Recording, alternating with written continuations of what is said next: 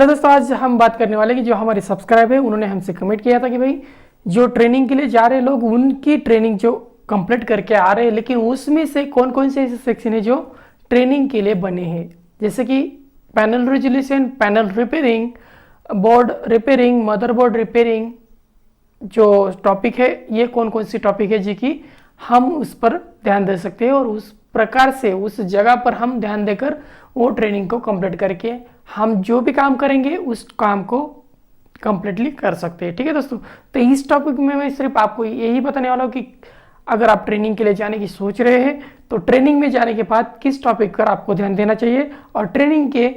कौन कौन से तरीके हैं और कौन कौन से टॉपिक है जो कि आपको ट्रेनिंग करनी चाहिए। ठीक है दोस्तों, तो फर्स्ट बात करने वाले हैं अपनी directly regular LED LCD repairing. ठीक है, जो कि नॉर्मली फॉल्ट उसमें आते रहते हैं। ठीक है, वोल्टेज रेगुलेटर। ओके, जैसे कि एलईडी एलसीडी एलसीडी ठीक है, जो कि पावर सप्लाई ठीक है दोस्तों। तो ये होते हैं फर्स्ट जो कि हम जा रहे हैं ट्रेनिंग के लिए, वो तरीका अलग है। और दूसरा एक ट्रेनिंग की बात है वो है पैनल बॉन्डिंग मशीन। ठीक है दोस्तों, तो बॉन्डिंग मशीन का जो ट्रेनिंग है वो अलग से होता है और जो रेगुलर रिपेयरिंग का ट्रेनिंग है वो अलग से होता है, जो कि बॉन्डिंग मशीन। ठीक है, बॉन्डिंग मशीन। ओके, तो इसमें सिर्फ क्या होता है कि पैनल बॉन्डिंग करना आपको सिखाते हैं, जैसे कि COB IC, COB wiring, panel को कैसे डिस्चार्ज किया है, पैनल कहाँ से खराब हो चुका है और पैनल के वोल्टेज कितने आते हैं, जैसे कि एवीडीडी, वीवीएच, वीडीडी, वीजीएल। ठीक है दोस्तों, तो जो आपको वोल्टेज है, जो अगर ये वोल्टेज आपको पता नहीं है तो आप मुझे कमेंट कीजिएगा ताकि मैं आपको दूसरी वीडियो में आपको पूरी वोल्टेज आपके सामने ला सकूँ। ठीक है दोस्तों, और कैसे चेक करते हैं इसके बारे में मैं आपको बता दूंगा। ठीक है दोस्तों, तो ये हो गया दूसरा टॉपिक। ठीक है, ये फर्स्ट टॉपिक जो रेगुलर अपनी एलईडी एलसीडी और दूसरा टॉपिक अपना पैनल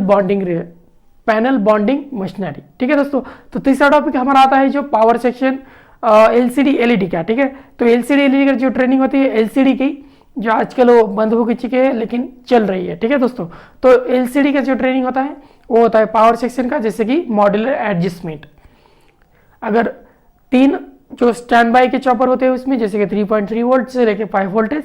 आपको अगर एलसीडी एलईडी का पता नहीं है तो उसके बारे में मैं आपको वीडियो लाऊंगा। ठीक है दोस्तों, तो पहला होता है अपना 3.3 वोल्ट और 5 वोल्टेज, और दूसरा होता है 12 वोल्ट से लेकर 10 वोल्ट तक, और तीसरा होता है 24 वोल्ट जो कि बैकलाइट एडजस्टमेंट के लिए होता है। ठीक है, जैसे कि 3.3 वोल्ट लेके 5 वोल्टेज, और दूसरा होता है 12 वोल्ट से लेकर 10 वोल्टेज, और तीसरा होता है जैसे कि 5 वोल्टेज इसमें भी, और तीसरा होता है अपना 24 वोल्टेज जो कि बैकलाइट के लिए यूज किया जाता है। ठीक है दोस्तों, तो बैकलाइट जो एलसीडी होता है, और एलसीडी में ये दूसरा जो ट्रेनिंग है जो है बोर्ड रिपेयरिंग, जो कि डायरेक्टली स्पेशल बोर्ड होता है और स्पेशल पावर सप्लाई होता है, ये होता है अपने एलसीडी में। ठीक है दोस्तों, तो दोनों की जो रिकमेंड है, दोनों की रिपेयरिंग है, दोनों की जो आप जा रहे हैं ट्रेनिंग के लिए, दोनों की ट्रेनिंग भी अलग अलग से है, क्योंकि एक ट्रेनिंग में इतना सीखना इम्पॉसिबल है और वो भी 30 डेज से 15 डेज में। ठीक है दोस्तों, तो आपको अगर जा रहे हैं ट्रेनिंग में तो आपने पहले क्या ट्रेनिंग की है, जैसे कि फर्स्ट टाइम अगर आपको एलसीडी में सीखे हैं तो एलसीडी में किस टॉपिक पर आपने जो ट्रेनिंग की है ये जानना है, और दूसरे टॉपिक पर आपको जाना है ट्रेनिंग के लिए अगर आप जाना चाहते हो। ठीक है दोस्तों, तो रेगुलरी ट्रेनिंग और जो चलने वाली जो वो ट्रेनिंग, तो आजकल आ रही है एंड्रॉयड एलसीडी एलईडी। ठीक है,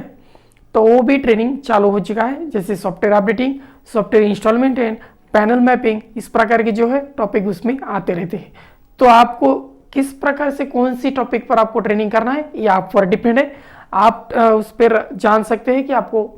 किस टॉपिक पर आपको ट्रेनिंग करना है, क्योंकि आपने अगर फर्स्ट ट्रेनिंग करी है तो आपको लगता हो कि भाई ये ट्रेनिंग के बाद मैं पूरी तरह से कंप्लीटली रिपेयर कर सकता हूँ, तो मैं आपको बता सकूँ कि भाई एक ट्रेनिंग से आपको कुछ भी नहीं होगा। अगर आप चाहते हो कि पूरा रिपेयरिंग करना तो आपको कम से कम 2 से 3 ट्रेनिंग के लिए जाना ही पड़ेगा, क्योंकि तीनों ट्रेनिंग्स अलग अलग हो सकती है, जैसे कि पैनल बॉन्डिंग रिपेयरिंग और पावर सप्लाई रिपेयरिंग, एलसीडी और एलईडी रिपेयरिंग। ठीक है दोस्तों, तो ये अपने सेक्शन है जिन सेक्शन में से आपको ट्रेनिंग के लिए जाना पड़ता है, क्योंकि एक सेक्शन के लिए अगर एक वन टाइम अगर आप जाते हो ट्रेनिंग के लिए तो आपको 15 से 30 दिन में कुछ भी नहीं वहाँ पर ज़्यादातर सीखने को नहीं मिलेगा, पूरा सीखने को मिलेगा लेकिन आपके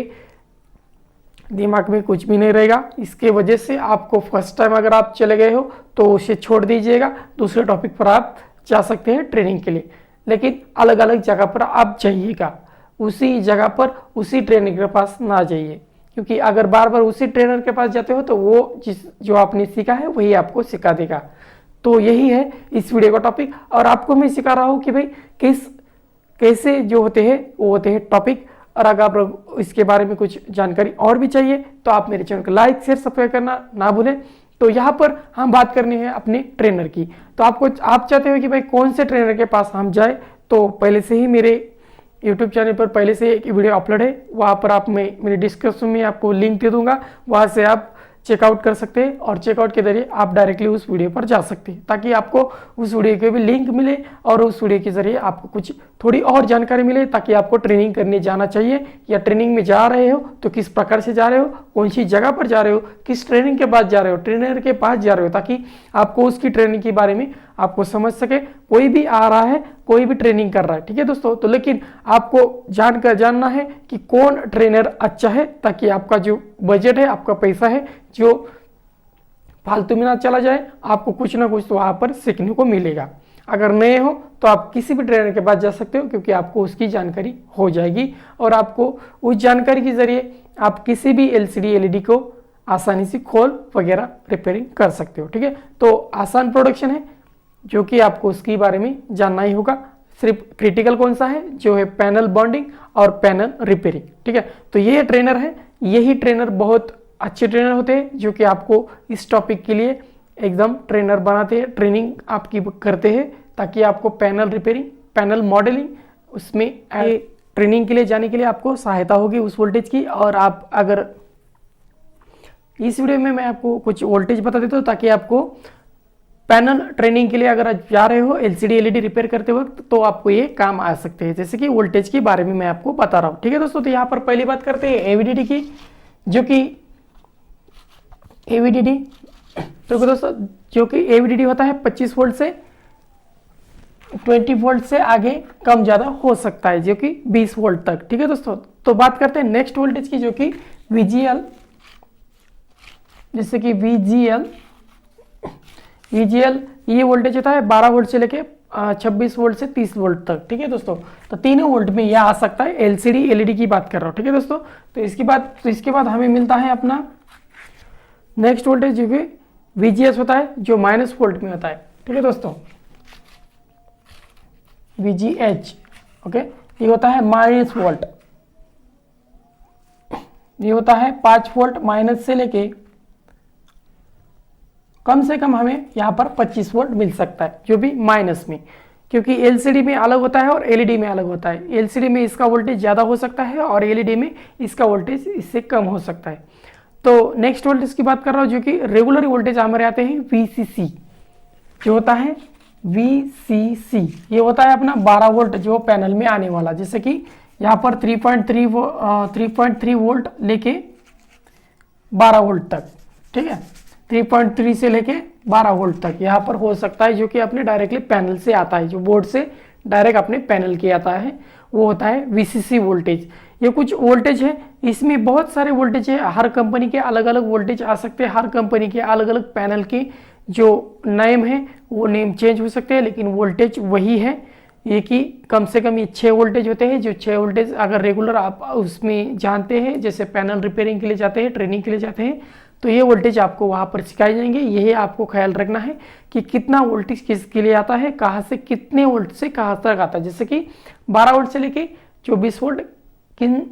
स्टेप्स के लिए आता है, जैसे DC to DC IC, और पैनल के लिए जाने वाले कुछ वोल्टेज जैसे कि 1.2 वोल्टेज, ठीक है दोस्तों। तो ये होता है अपने डायरेक्टली अपने कॉप IC के लिए जाने वाले वोल्टेज जो होते हैं, 4 वोल्टेज मेन होते हैं, ये वोल्टेज 4 वोल्टेज मेन होते हैं, और इससे अगर आप किसी भी फ्रीक्वेंसी को आप ट्रेस करते हो तो उससे हमें मिलता है कम से कम वहाँ पर मिलता है 1.2 वोल्ट, ठीक है। इतना ही वोल्टेज आपको रेगुलर वोल्टेज में वहाँ पर मिलेगा, जो अपने कॉप IC के लिए ऐड होता है, जो रेगुलर जैसे कि स्केलर पीसी के जो कॉप आईसी है उसे हमें मिलता है 1.2 वोल्ट तक, और जो अपनी साइड वाले पैनल वाले जो वोल्टेज है उसे हमें मिलता है ये 4 वोल्ट, जैसे कि 25 वोल्ट से माइनस वोल्ट जो तो कॉमन वोल्टेज होता है VGH, यही वोल्टेज रेगुलर काम में आता है, रेगुलर पैनल के लिए लगता है, क्योंकि ये माइनस वोल्ट में अपना पैनल जो है रेगुलेशन काम करता है। अगर बोर्ड की बात करें तो आपको बोर्ड के कुछ वोल्टेज भी आपको पता होंगे, जैसे कि 3.3 वोल्ट रेगुलर पहला वोल्टेज होता है 3.3 वोल्ट, दूसरा वोल्टेज हमारा होता है जैसे कि उसके अगर आप बात करेंगे 5 वोल्टेज, उसके आगे हमें मिलता है जैसे कि 1.8 वोल्ट, यहाँ पर 1.8 वोल्ट आता है। जो रैम आईसी के लिए हमें जाता है 3.3 वोल्ट, 3.3 वोल्ट, ठीक है दोस्तों। तो यहाँ पर हमें मिलता है प्रोसेसर आईसी के लिए हमें वोल्टेज मिलता है 1.02 वोल्ट, जैसे कि 20, अगर 20 के रेंज पर अगर आप इसे ट्रेस कर रहे हो तो आपको ये जानकारी वहाँ पर मिलेगी। तो नेक्स्ट हम बात करेंगे उससे रिलेटेड, तो हमारे पावर सप्लाई से आने वाले कुछ वोल्टेज है जैसे कि 12 वोल्ट है, उसमें हम एडजस्ट कर सकते हैं पैनल रेगुलेशन। पैनल वोल्टेज जो होते हैं 3 स्टेप में 3.3 वोल्ट, 5 वोल्ट और 12 वोल्ट पैनल अपने रेगुलर हो सकते हैं। अगर ट्रेनिंग में जा रहे हो तो आपको ये भी सीखना बहुत जरूरी है कि पैनल के लिए जाने कितने वोल्टेज, किन किन वोल्टेज का अपना जो पैनल है वो होता है, क्योंकि अगर गलत वोल्टेज इसमें चले जाते हैं तो अपना पैनल जो है डिसेबल हो सकता है। जो कि बोर्ड हमें अगर न्यू इंस्टॉलेशन करना है तो बोर्ड के लिए हमें जाने के लिए होते हैं 3 वोल्टेज, जो कि आपको इसमें स्टेप में दिखा रहा हूँ। 3.3 वोल्ट का भी पैनल होता है अपना, जैसे कि 14 इंच से लेके अपनी मॉनिटर का जो पैनल होता है वो होता है 3.3 वोल्ट, या कभी कभी LCD LED में आता है जो 14 इंच में LED आता है उसमें भी हो सकता है 3.3 वोल्ट। तो नेक्स्ट उसकी बात कर रहे हैं, उसके बाद हमें मिलता है 5 वोल्टेज का भी वहाँ पर पैनल मिल जाता है,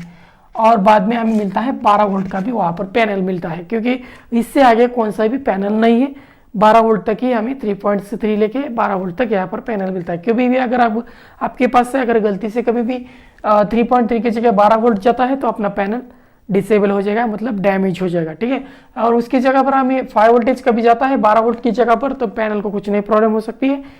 सिर्फ